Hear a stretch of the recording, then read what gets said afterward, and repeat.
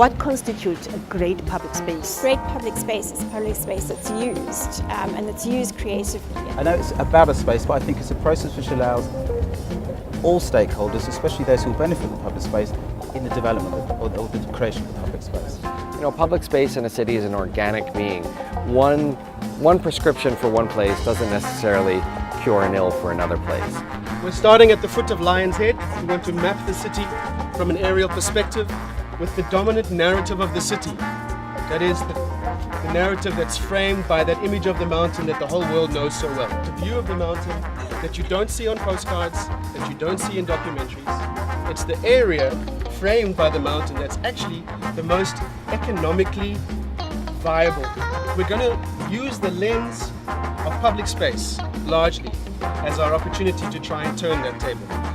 We're going to spend a couple of hours in Langa exploring spaces with the city of Cape Town.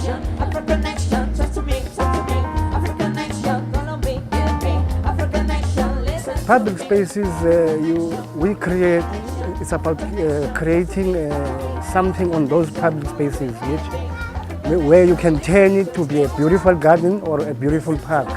I think the city and the community, they should go into a partnership about the ideas about what to do on that particular public space. Our history has demanded, and in fact it demanded in legislation, that we were silent. We've had an economy of silence. When you break an economy of silence, I mean with any human trauma, when the trauma ends and there's a new space of freedom, it's really difficult to find a voice to express not only the trauma that you've experienced, but to express just where you find yourself. So the Manenberg waterfront is a civic idea, it's a civic intervention. This is working with the idea of turning a piece of land into public space, as opposed to a piece of public space being used for public use. What makes great public spaces are those in which people come together, people socialize, there's recreation facilities, and more importantly, it's a place of peace.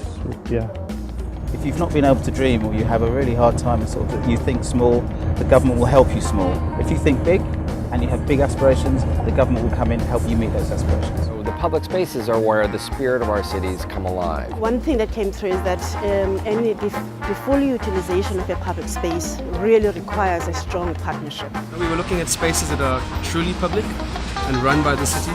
We've looked at spaces that are potentially public, and we've looked at spaces that are actually not public but have been repurposed for it. One's vision for a public space is very often the most important manifestation of one's vision for a city.